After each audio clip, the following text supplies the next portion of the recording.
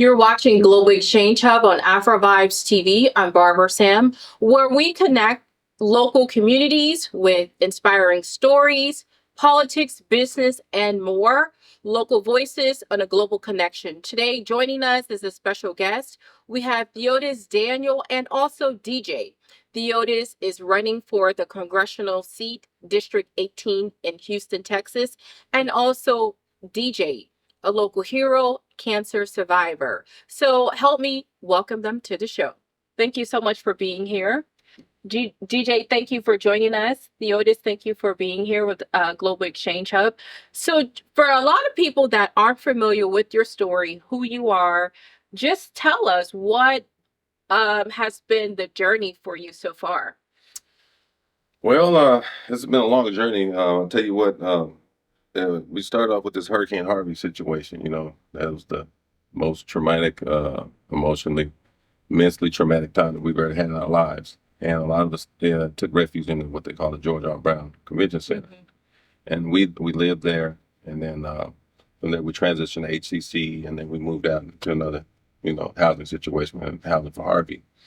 We left from there. And then the HUD-VASH program picked me up and the kids and put me as a homeless veteran. And then they put me under Section 8 under the HUD-VASH. And so after that, we tried to get ourselves back in a sense of normalcy there. And September 20, 2018, Roger didn't wake up that morning. It was acting a little odd. And so to make a long story short, he was slurring his words and things of that nature. So after the second time, I just grabbed and put him in the Impala, and we were smoking wheels all the way down to Palm Center right there in Precinct 7, Texas Children's Little Clinic. Mhm. And he started seizing on the table. All hell broke loose.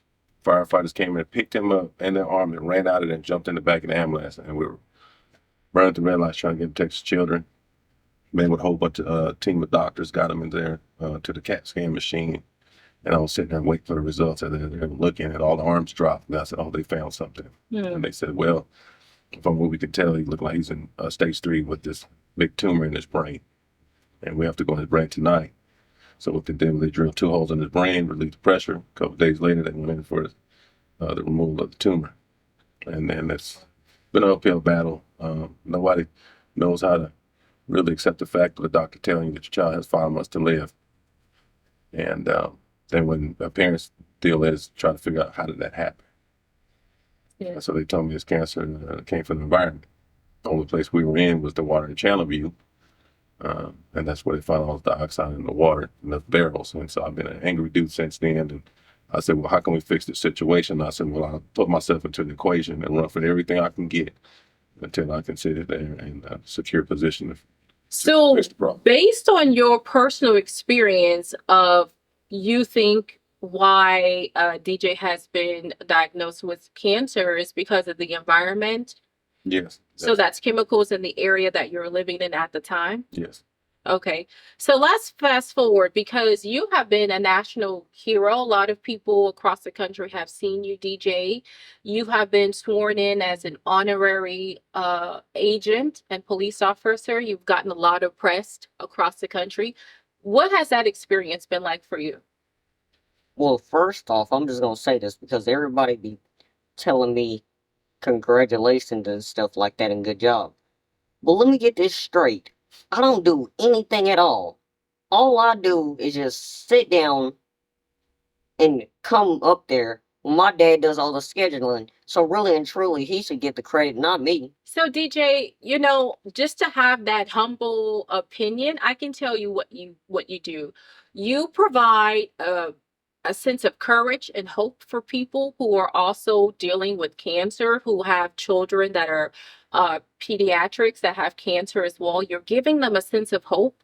You're giving them a restoration in their faith, being able to see you, how you speak openly about it, what you've gone through, and how you continue to persevere despite everything that you have been through in your life at such a young age. So just for you to be able to share your story, that inspires a lot of other children. It inspires a lot of other people that are watching you. Yes, your dad is instrumental in, organizing things and, doing a lot of things that as a parent that he does to support you, but you do a lot. Maybe, I don't know if you've seen it in that perspective or understand that. Yeah. Yes, ma'am. He's so respectful. He's so sweet. So, Theodis, tell us about how your own personal story and journey has inspired your political position and your political opportunity to run for Congressional District 18. Well, I mean, my family. I'm a Daniels. I'm from a family of Dr. Reverend Leo Daniels, and my cousin is Michael Harris from KCOH. And 18th district is a big district. It's got a lot of wonderful people there, but they've been highly neglected for a long time. The degradation of the community and the economic decline has been progressive for a long time. There's no economical growth there. I mean, crime is bad. You name it, you go through there. It just looks like everybody's leaving. So that's what I would call regentrification. So you describe your campaign as focused on families, faith-based. So how has your own personal experience and journey have led that charge for you? Well, at the beginning, like I say, when doctors said it was 5 months to live, there was nothing that I could do was go on but prayer. So all I could do is just be faithful and just ask God to kind of help us through the situation, which I knew that he would do it. I mean, we're always constantly being tried and tried again every day, and God expects us to be a better version of ourselves. And I would always tell the VRJ, I said, every day is your birthday. I said, the version of you was yesterday. And when God gives you opportunity to have a heartbeat and open your eyes in the morning and let your feet touch the ground, you've been reborn at your birthday. So we celebrate every day. And we hope for tomorrow, but we got to get through the day. So we always prayerful. We're always trying to help somebody out. Yeah. I don't know if you're aware, but a few Fridays ago, we teamed up with a country music mogul and star named Jason Aldean, and we raised $200,000. We didn't keep $1 of it. We donated it all to the Cancer Foundation that helped us out financially because their whole thing was that the family should be focused on trying to heal their child and get them back to the sense of normalcy without having to deal with the financial stress. And so that's why we gave them the whole $200,000. We didn't keep anything. We're doing another one that we're going to try to raise $500,000 for here real soon, so we can donate to like domestic violence and nonprofits, support for the elderly, people who's financially strapped. Whenever they go to eviction court, maybe we can help them out. Homeless veterans, mental health for juveniles, things of that nature. So all of this work that you're doing to support the community, to support others, how are you using this as your platform for your campaign? How are you able to bridge all of this together for your campaign? It's pretty easy. We just kind of mash it together. I don't really separate nothing. It's all, at the end of the day, it's like a bunch of ingredients. All the little stuff is ingredients. We just put it all together and make ourselves a nice meal out of the deal. So it's nothing complicated. It's just that you have to have the drive and the willingness to do it. And that's what we do every day. I have no days off. I have no days off. I mean, you put 20 years to your age, really and truly, I don't have time to be playing with people's times. I don't have time for people to waste my time. I got to set it up for the future. I don't want to be an 87-year-old like I met at Denny's a few nights ago. And she said that she has to work at Denny's because when she buys her medicine, she doesn't have enough money in her pocketbook to pay her bills. And that really made me mad. So I gave her $100 tip because I didn't want the, what's it called, the Grand Slam. I didn't want that. Because I said, dang, so if she has to work at 87, that means what am I looking forward to when I get to that age, if God grants me that age? So in Congress, what would you do to support Medicaid and Medicare as well as seniors across the U.S. and also in District 18? Well, I mean, we'd have to make it to where it's more easily accessible, and to where that, we gotta weed out all the fraud, first of all, the people that don't need it. But the people that really need it, we need to make it more accessible for them. The medicine needs to come down. I ain't gonna lie to you. I'll show you his receipts. His medicine got up to $220,000 for the month. And I thought to myself, when they started sending receipts to my house, I was like, oh my God, they're gonna start charging me $220,000. I don't have it. What am I gonna do about that? Who has $220,000? His shots alone is $20,000 a month. So we got to make it more affordable. Why is it that everywhere else in the world for the same medicine that we get here, they price gouge over here, but over there they can get it to where it's affordable. So if they can do it, what's the problem over here? So we need to put something in place and measure to where we can have it to where it's really accessible and affordable for the people that's here. Healthcare is also a major concern for a lot of people across the US, especially those that are having, dealing with cancer, battling cancer, having loved ones that are going through treatment. So I know you're a big advocate for healthcare, big advocate for family and family support. So talk about some of those policies, initiatives that you have to support those healthcare efforts. Well, even with the cancer situation, we'll even do the research. So they have what they call a genome deal with it that he did. Well, Genotherapy. exactly. So it's all sequencing. Okay. Well, they just did away with it. I didn't know about it. So now I said, well, I'm going to jump back in there and start bringing it back up because he was a part of the first group, Mhm. and it worked. It worked very well. And the thing is, a lot of people don't research it. They just sit there and do something and they say, oh, it didn't work. But you're hearing it from the horse's mouth. It works. It literally works. So we just got to get somebody that's actually literally experienced this in their life firsthand to sit there and try to put measures in place that'll make it beneficial to the people that suffer from cancer. I mean, cancer's trying to become a household name now. Many people across the US have has been affected in some capacity, Yes, right? that's what Whether it's a family member, a friend, a coworker, in some capacity, everyone has been affected, Yes. but not everyone has been affected by cancer. Yes, that's right. that's what I was getting to. Okay, Yes. so DJ, I want to ask you, your father has been there supporting you. You've also seen a lot of support from people across the country as well. You've been sworn in as an honorary agent. You're even in your Houston police uniform now. So just share with us some of your experience and like how do you feel about everything that's been happening?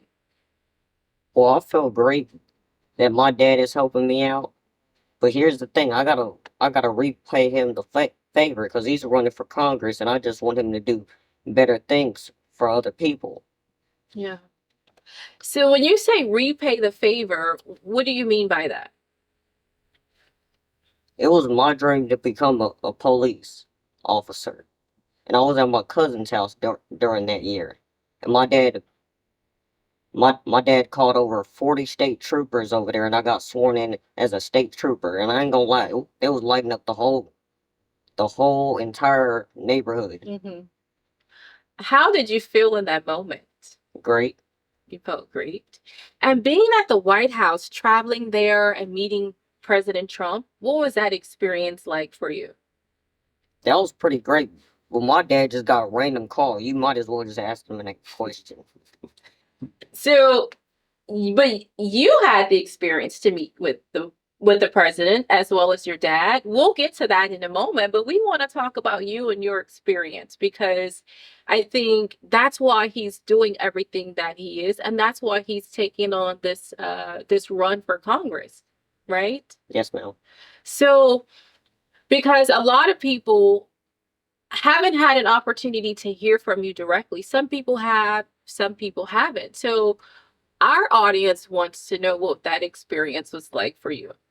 It had national headlines. It was pretty great, but as soon as we went in the Oval Office now, basically, if you're somebody else, you don't get to go in the Oval Office. So you're pretty special. But as soon as he saw me, I didn't even give him a handshake. I just straight up gave him a bear hug. He couldn't even say anything. Yes, you're known for hugs, not handshakes. So that is very fitting. Not only hugs, I rub bald heads too. Oh, did you rub his head? He's not bald. You're quite a jokester too. You tell great jokes, funny jokes. We've Yeah, had some chance. Yeah, but some of them go a little bit too far. They be a little bit too corny.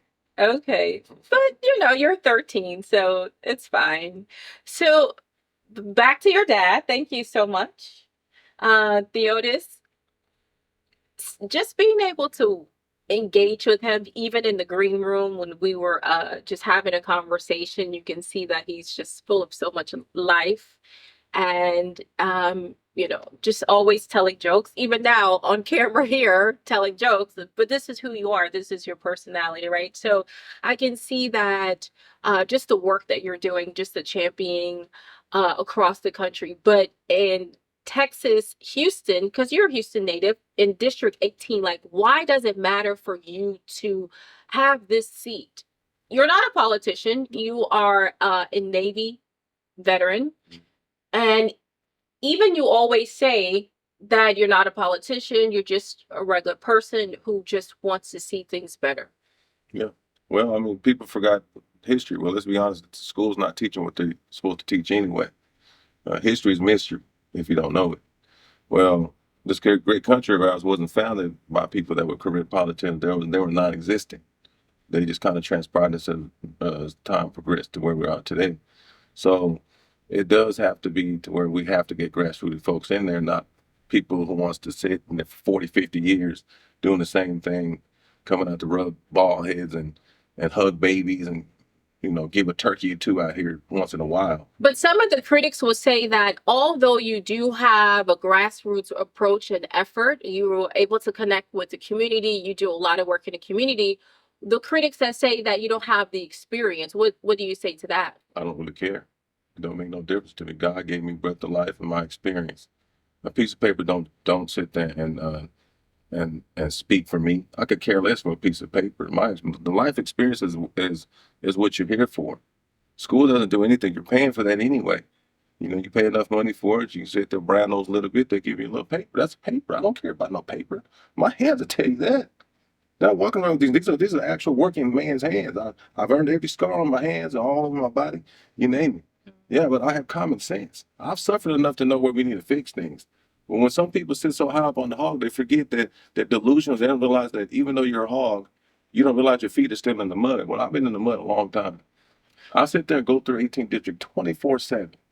And I just see the people suffering. I see things that's not being done like it's supposed to. My cousin had gotten that area of Jensen and Fifth Ward looking amazing, and Houston going great.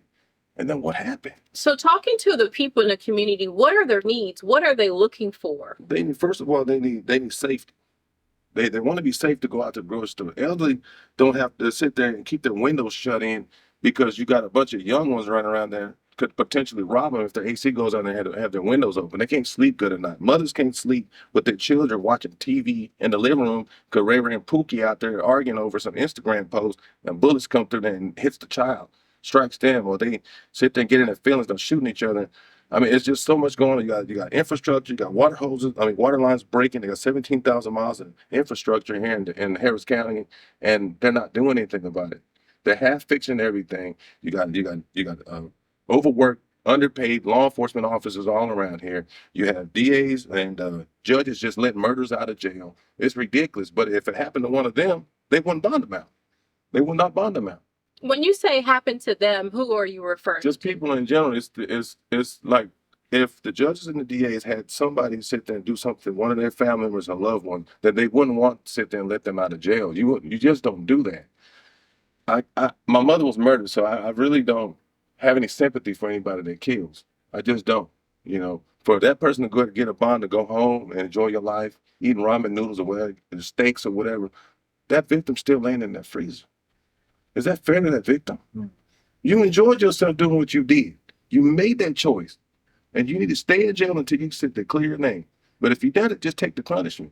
But when you sit there and you let that wild animal back out loose in the community, they're going to do it again. Over and over again. And I know what that pain feels like. My son was shot. He's 15 now. My mother was murdered, stabbed in the neck. So what's your stance on gun violence and the over policing? What's your stance on gun violence? What is your stance on violence in the community? And also, what do you see that's happening in Chicago where they brought in the National Guard? Well, we could get to that part. I will address that.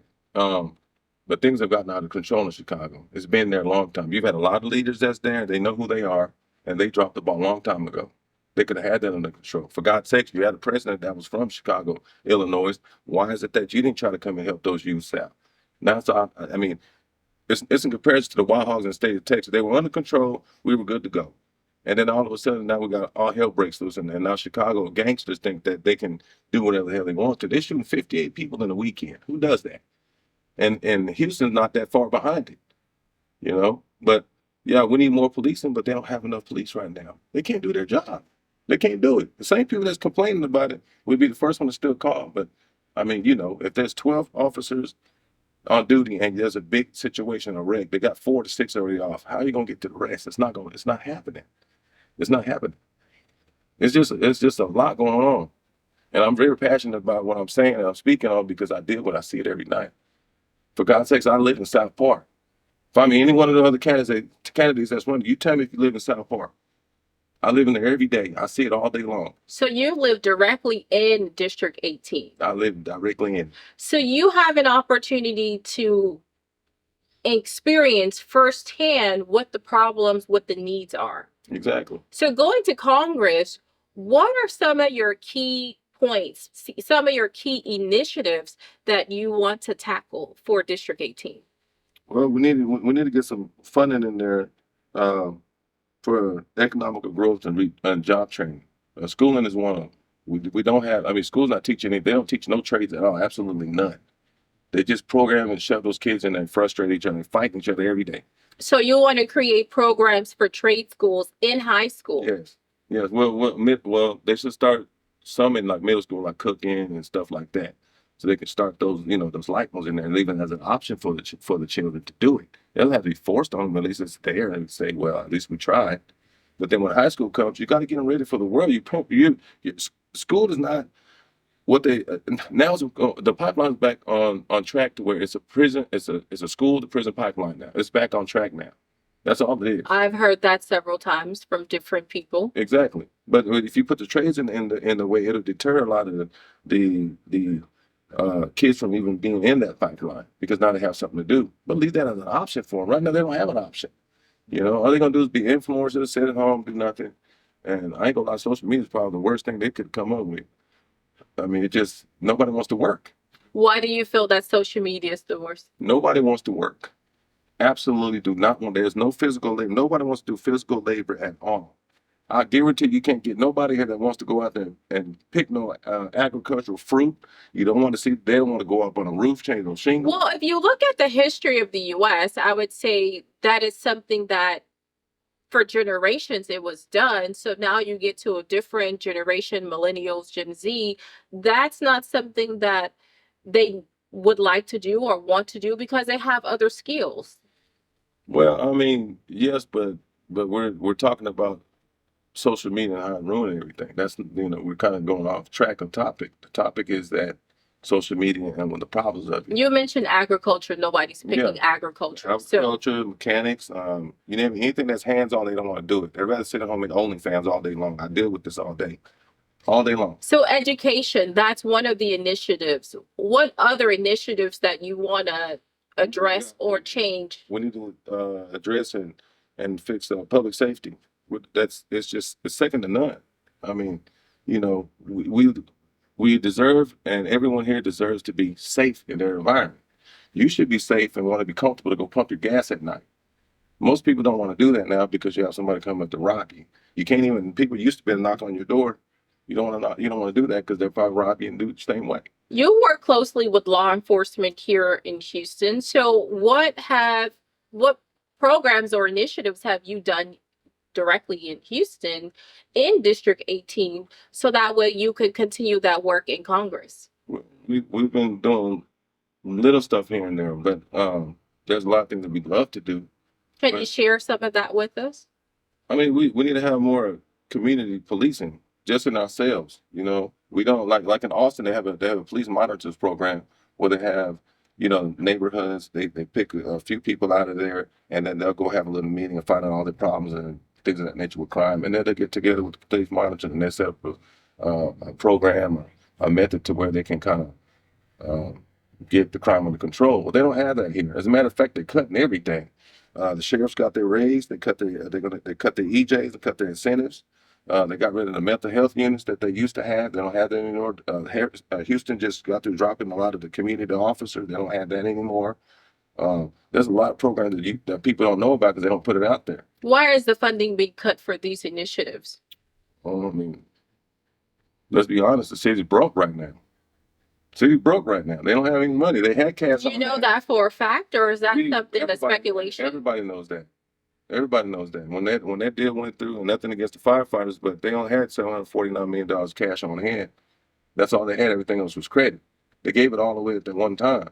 Now they're scrambling. And if you watch the media yourself, you know that I'm not sitting here putting out no rhetoric. It's the truth. The news already said it itself that the city is broken. So that's why you see them going around, going to these nightclubs. That's the easiest lick. Go hit all these little nightclubs. They're going to seize all their money and everything else.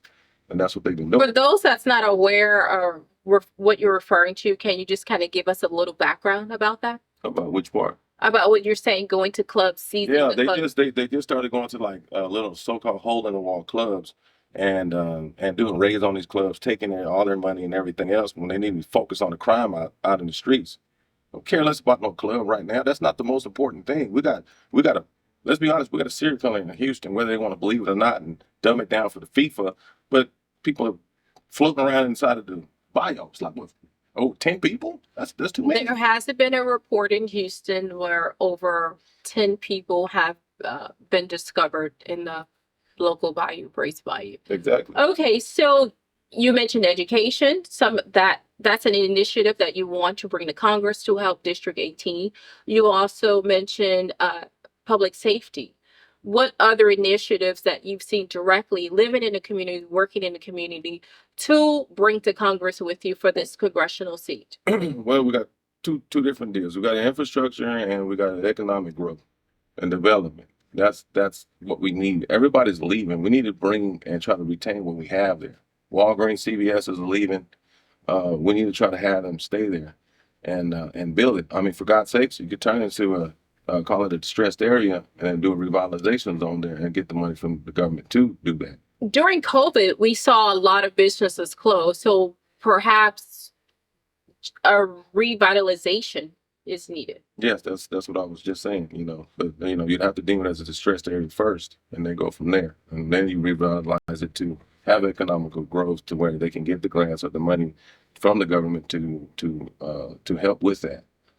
And you just have somebody in there just to champion it, but a lot of people don't know what to do because they haven't suffered through it. Speaking of bringing jobs and business growth, Houston is the energy capital. It's the oil and gas sector here. So what type of ideas or initiatives that you have in place to increase or create jobs in that sector for District 18? Well, I mean, you'd have to go out there and try to get these companies to do a little bit more hiring. They got to do it. They got to have better hiring initiatives anyway. But even if they don't want to do it, Houston's a great place for food, entertainment. This is like endless opportunities out here. You could be as a matter of fact, I try to push people to do their own, be an entrepreneur. There's a lot of people that can do it. And you just need somebody to guide you the right way. What resources will you put in place to provide entrepreneurship for people across Houston, across District 18? Well, I mean, you've got the Small Business Administration. They'll help you out too. They will, but you have to be wanting to deal with all the paperwork that you have to fill out. Then you can get your own local little community centers to where if you do want a business come through and let's see what you like. Let's say you like to make cakes or something. Okay, well, I'm gonna hook you up with these people that's gonna help you with these cakes. I've got a little media team, a marketing team. We're gonna help you out. Let's get it together and try to make it easier for people around here. It's so many ways that you can do it. But it's just the problem is you have to have the people that's willing to actually put into action, not just words. So what team do you have in place? What strategy do you have in place to take to Congress? What strategy? It's easy. See these, well, I don't have my boots on. These boots in my body and my mouth, we're going to go. The audience and the viewers can't see your boots. Oh, yeah, you can't see it. Well, I don't have my boots on, so I have to, But yeah, these boots, this body and my mouth, and we'll go. And we'll get it together. You just have to have a strong voice, a person that's willing to stand up with some backbone, not just sit on their hands and expect things to get done. I'm just not doing it. Yes, I do have a little bit of an aggressive stance when it comes to certain things because I'm tired. I'm sick of seeing people suffering like this. And the only reason crime's going up is because people don't have enough money to do things. Like they just don't have it or they just get away with everything. You wanted to touch on Chicago. That's one of the main reasons Chicago's going all in there. And so now it's gotten under control that National Guard's got to come in there and kind of get it under control. Would you support the National Guard being here in Houston? I mean, if it was that bad, of course. When you say that bad, what are you referring to? Chicago is bad. You know, I both know Chicago's bad. I mean, I ain't gonna lie to you. You won't be caught down the 63rd. I guarantee you won't go to Old Block after 7 o'clock. You know, better yet, why don't you go to Dallas, Jasmine Crockett's area, and that old 30, and go to the Pink and Greens? I guarantee you won't go there at 7:30 at nighttime because they shoot at each other. Both them apartments across the street from each other. So you're saying there's high crime in those areas? It's super high. In this specific area in Dallas and the specific area in Chicago? Chicago's, yeah. And Houston's a sex trafficking, human trafficking hub. Yeah, it is. Everybody knows that. If they don't know, they've been there to do their research. They got a lot of that going on around here. Bissonnette is one of them. You got a couple of the areas around. Go to the truck stops. Go to the east side. See what's going on over there. There's a lot of things that people don't know that's going on the east side. You know, I can elaborate, I can speak on it, but there's a lot of stuff that's happening. There's people getting found dead over there too. But they don't put it on the news. So you're saying in these specific areas across Houston, this is known for sex trafficking area? Yes, it is. Okay. Yes, it is. What are you doing locally right now in the grassroots? Well, what can I do? I'm not elected to anything. The only thing I can do is just get out there and make myself visible and keep doing what I'm doing with my son, and then try to reach out and try to talk to other people as he's getting sworn in. I get ideas. We've been over thousands of cities across this nation. Yeah. We just left even New York. I even met Mayor Adams sworn in and things of that nature with Cass, and I asked him, well, what are you doing about these things? That's how I get my knowledge. So there's thousands of different methods and ideas that I know that work for other cities, and that I can utilize that in Congress, but not sticking to the focus. I mean, not sticking to the points that we needed fixed. Calling each other names, being messy and things of that nature is not going to fix the problems in Congress. We got to get in and be focused instead of pointing fingers at everybody. We got to stay focused. We got to. People in the 18th district has not had nobody representing them since March the 5th, when the late great Sylvester Turner died. And he pointed at me at their joint session with that bumblebee tie on. Didn't realize that was me, and he smiled at me, not realizing that I didn't know that was going to be the last few hours of his life. I did not know that, and there I'm playing with him on the plane, poking through the seats at him and stuff like that. So it's just, it's been a lot. It's been a lot, and I ain't gonna lie to you, the suffering isn't in vain. But nothing's for free. God don't want his weakest; He wants his strongest. We're going to take a quick break, and we will continue the conversation with Theodis Daniel, Texas congressional candidate.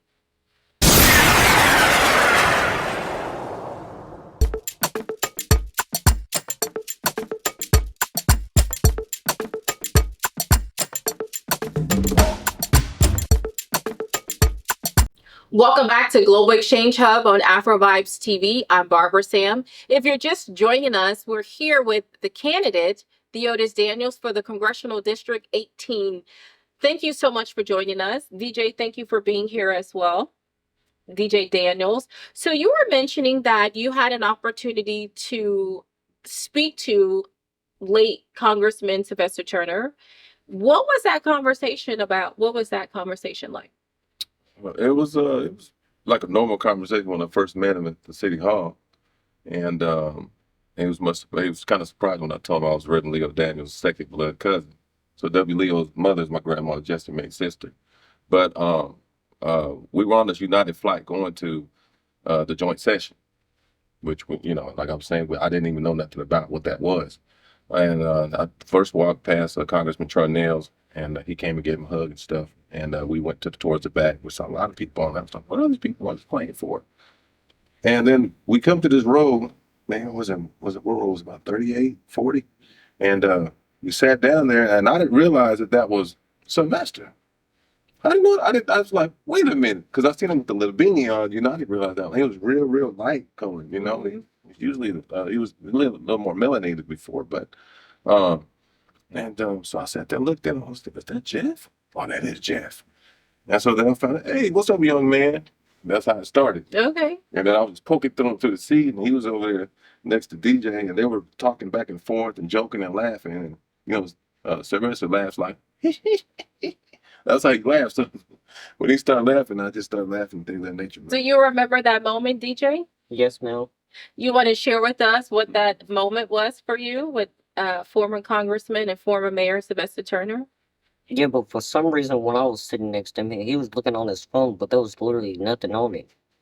Okay, sometimes people have a privacy screen so that way people next to them can't lean over and see what's on their phone. So maybe he did have something on his phone and you couldn't see it. What else do you remember about him? Well, he didn't look like his natural color. He was more like a dark chocolate, but Okay. Yeah. Do you recall some of the conversation that you had with him during that time? I ain't gonna lie. Back then, I really didn't talk that much. Okay. Well, it's great that you're talkative now and you're expressive, so that's great. Right. So your dad was just sharing with us the encounter and the experience he had with Mayor Sylvester Turner, Congressman, at the joint session. Yes, yes. I mean, it was Miss Melania was sitting in front of the room from me. Cash Patels was my right. Elon was to my left here, and I remember when I stood up and I had my Texas shirt on. I wanted to make sure everybody knew I was from Texas. You know, Texas I proud. had to. I'm sorry, I had to do it. And so I seen Sylvester sitting with his leg crossed. You know, he sitting with his leg crossed, kind of leaned over a little bit, with his glasses kind of dipped down, and he's looking like this. And he looks up a little bit, and I notice him, and he does like this. And he pointed at me, and I looked around. I said, "Who, me?"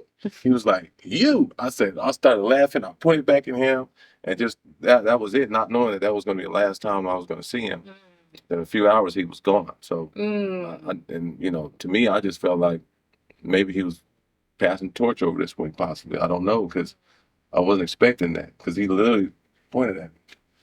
Yeah. So when you said you feel like he was passing the torch to do what exactly? To keep things and move Houston in a progressive direction, a better direction. And nobody can buy me. That's the difference. Yeah. I don't care about no money. This isn't about money Mm-hmm. at all. Trust me, it's not about money. This is about paying back and giving back for everybody that prayed for my son in the worst time of my life. And it's total strangers got together and prayed together, and it got us here. And I am indebted to everyone to try to do something to where I can give back, and it doesn't have to be with money. If we raise the money, you can have it. We have done so much with little than with more than I tell you that I've ever get out of money. I don't care about no money. We're giving back. That's all I want to do. And I got to terminate it for myself. So I'm going to be there forever. I give myself 7 years total and I'm out. That's it. Nobody can convince me to stay. So my thing was to get in the special election because I wanted to honor Sylvester, Congressman Sylvester / ex-Mayor Turner, Houston. I wanted to honor him by finishing his term. So there'll be a physical seat, a person in that seat to do a lot of different things in a positive way that's a little different, but to get the things done and be focused. You're running as a Republican, correct? I am running as a Republican. So what has been your response from Houstonians in Texas as a Republican running for this seat? Well, I haven't had anything really bad. I just wish that they would do a fair debate around here. That would be kind of nice. You actually missed the debate with Afrovibes. So that's why we have you here in person. So that way you can tell your story, so that you can also allow people to see what your position is, what your policies are, and some of the initiatives that you want to take to Congress. Yeah. As a Republican, what type of support are you receiving from the Republican Party for this seat? Oh, it's a lot of unwavering support, and it's not just Republicans. I mean, I even Democrats that knew me before that, they know that I'm not. I don't know, because you could say I'm one of these strange folks. I'm a little different. You know, I put my pants on one leg at a time, and you just can't make me just do anything. It's got to make sense. If it doesn't benefit the people, which I'm totally indebted to, then I'm not going to do it. So in other words, I always use this slogan: don't ask me to do anything that you ain't going to ask your mama to do. Simple as that. Cut and dry. Because at the end of the day, I live in South Park. I got to go back to the hood. You can't be lying to folks and then go back to it. It ain't going to work out good for you. And I don't like looking over my shoulders when I go everywhere. But when people see us, the way that people are so happy to see us, and I mean, it's amazing. I didn't think that people would come up to start crying, but we got people coming up crying, just giving us hugs and stuff. I was like, wait a minute, I didn't know that we, I knew I wanted to make an impact with this, but I didn't know we was in this level of, of impact. I never would have thought that. Never would have, because I just wanted to take something bad and turn it into something good, because I have a rough time sleeping at night. Daddy can't fix it. It's the first time that I can say in my generation, men were built and raised to be men that lead the house and fix everything, fix all the problems. You have a bad day, I'm going to fix the problem. Well, I can't do that. So I said, man, we're going to take your story out in the streets. I didn't know it was going to turn into this. It's made such an impact upon people because it's something that people can relate to. And he's just a child. He's a teenager. He's 13 years old.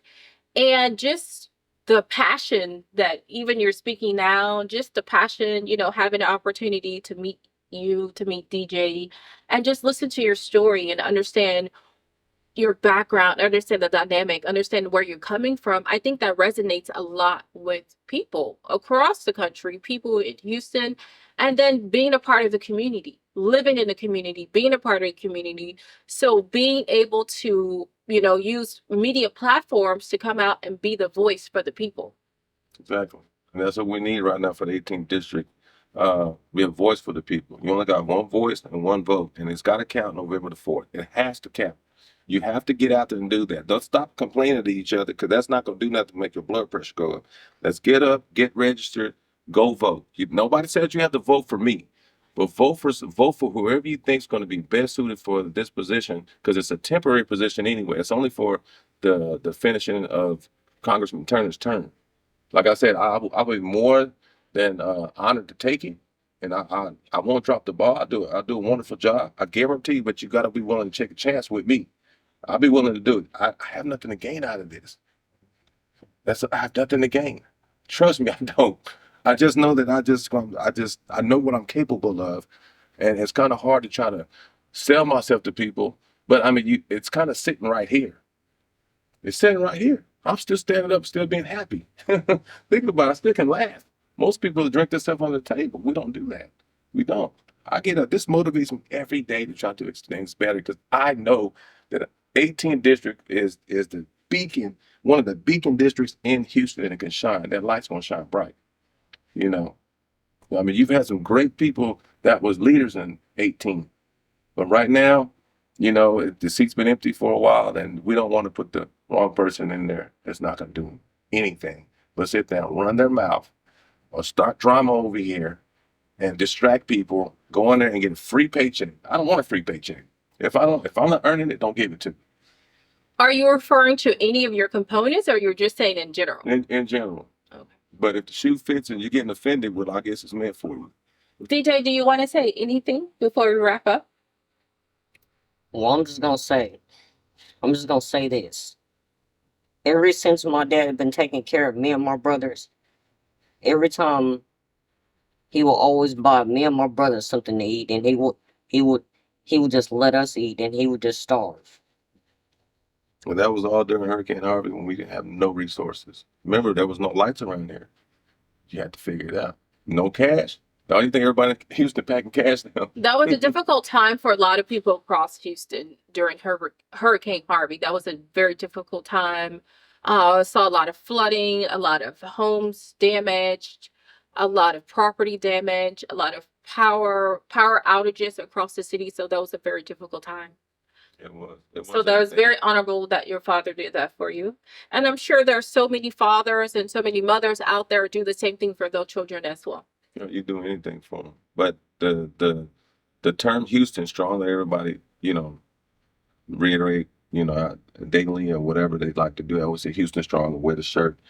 If you weren't in those shelters and you weren't there actually on boots on the ground when all that was happening, trying to put it back together, put the pieces back together and suffer through it, I got to see it. Yeah. I got to see it. We slept on that concrete floor at Georgia, where I slept on concrete floors with chairs around us. That's all we had. As a veteran, what programs or initiatives that you have that you want to do to support fellow veterans? Well, we got to address the mental health aspect of it. That is one of the biggest issues right now. And I think that's kind of like, it's a broader perspective, because it goes on to just in the civilian community as well. There's a lot. I mean, with law enforcement, there's mental health, and even just in homes in itself. But homeless veterans, we need to address that. Try to get them off the street and get them the help that they need. A lot of people don't know. We've been building container homes for transitional housing, and I have pictures of them all. I just didn't ever put them out there because we don't have as many like I want to. So when we finish X amount that I have in my mind, then we're going to come out and say we've got all these, and then we'll go to people that have land, and we'll rent the land from them, and we'll start having transitional housing. How did this program or initiative come about? I was homeless with my kids. The program and initiative that you're building container homes, who are you working with? Who are the organizer? Who are the partners? Yeah. Who are the builders? How did that came about? Based on your own personal story, your own personal experience, but how are you progressing that forward from an idea and concept to completion and reality? Well, put it this way: everybody that's key players into it, I'm not gonna put them out there right at this moment. Yeah. We'll wait till once we get everything finalized. But so far, we've got the plan already in play. The people that are instrumental in getting it done and in getting it done effectively is there. And when it gets to that time, then I'll come back and do another interview, and you can have that exclusive with me. But I don't want to put the cart before the horse, because trust me, it's in the making already. But it just needs more containers, because I want you to come out. I want you to see all the models. I'm trying to figure out how to have people be affordable living in those units to where they can transition themselves out to own it. Okay. And we can get grants and stuff for that, because honestly, minimum wage is nothing that needs to be picked up. I was working at McDonald's for $4.15 an hour with a red and white shirt on with a paper cone hat. And it's only $7.25. Something's not right. The math isn't mathing. There's no way that you can make it on $580 every 2 weeks before taxes. Before they come and tax you. Remember, you're being taxed. You get taxed when you get paid. You get taxed when you go buy stuff. You get taxed when it's like you get tax. So what would you do about minimum wage in the fast food industry or those type of jobs? They're going to have to go up. I mean, minimum wage jobs. What would you do? Well, then we're going to have to put things in the Congress to where we need to raise it up. Think about this. McDonald's and everybody else, for example, they make more money now. They don't shrink the size of the meat. They don't cut the quarter pounder into half. But just even outside of McDonald's, there are other companies that are still paying minimum wage. Yeah. So what would you do? What policies, what initiatives would you put in place in Congress to help bring that up across the U.S., across Texas and District 18? Well, that's what I was trying to get into, is that we're going to come up with an approach to where we can get to Congress to where these companies going to have to move that minimum wage up to standards as of today. There's been too much inflation going. After COVID, everything went up, but your buying power was shrunk. So the companies are making more money, but they're still paying less.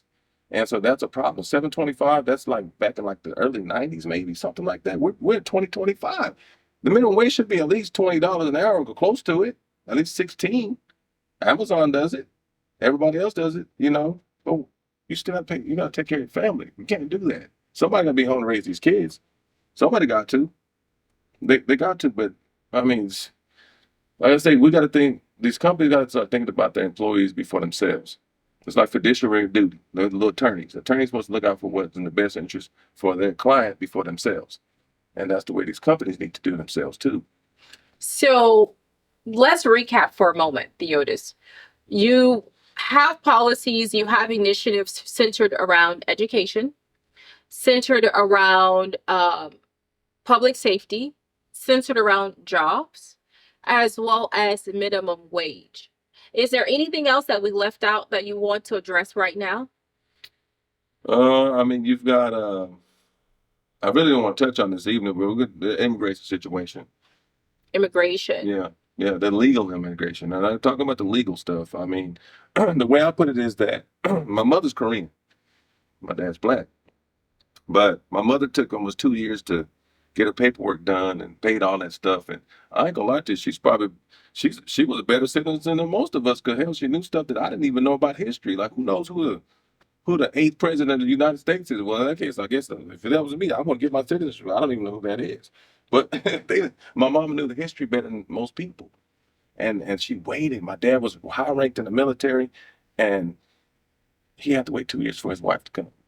Now, these people that's coming over to cross the border, you've already got people that's waiting in line for years trying to get their paperwork, and they're just going to cut them and come over and just get all the resources. So how is it possible that they're able to jump in front after so many people have been waiting? Well, I mean, you've seen it all over the news. They just come around, they find a little hole somewhere, swim across, or use a little boat or raft, come across, and they say, "Oh, we're just going to take over." They just want. That's what they do. They get over here, and then they do whatever they want to do. I got guys that won't even cut grass anymore because of the fact that when they was cutting grass with the front and backyard for $40, the other guys that would come over, the people that would come over and cut grass, they cut it down to $30. They couldn't do it. So now do you think those people are afraid that they may be detained by ICE? That's why they no longer want to do those laboring jobs? Well, I know they're a little concerned, but I mean, let's just be honest. I mean, ICE really wants all the violent criminals. They want to get them out the way quickly as possible. I mean, we have to think about, the people here first. And We have to make America safe for you Americans. have to. You have to. So, I mean, they have to come in hard and disrupt everything. I understand it's a military strategy. I know it. If you haven't been in the military, you won't understand. But I know that game very well. You have to do command presence, and you have to implement it quick and fast, and disrupt everything to where people are, I ain't staying here. They're gonna get me. I'm leaving. The border's safe now. I mean, it's locked in. Nobody's been sneaking across that border now. So you have border policy, you have immigration policy, as well as education, minimum wage. You mentioned something about Medicaid, Medicare, about prescription costs, Yes. about healthcare. You also mentioned about jobs, education, trade schools, and so forth. So these are some of the policies, these are some of the initiatives that you want to take right to Congress to support the Congressional District 18 and that seat. Yes. For the special election, finishing the late great Sylvester Turner's term. I don't understand it's a year, but we can get a lot of stuff accomplished. I'm guaranteed. I'm guaranteeing I can get some stuff done. There's like no doubt about it. They don't know what I have in this phone of mine, but this phone is very, very powerful. I can call a lot of folks that most folks can't get done. But my thing is to make results, not to get in there and not do anything. Like I said, I will not accept a free paycheck. It's not gonna happen. I don't take handouts. I don't. No, when you try, the only thing I get is probably hard time. But I'm gonna earn my money. I don't want you to give me anything. So on that note, we're going to wrap it up. Thank you so much for being here, Theodis Daniels and DJ Daniels. You're watching Global Exchange Hub at Afrovibes TV. I'm Barbara Sam. Continue watching, continue this conversation as we connect local voices to a global world. Thanks for watching.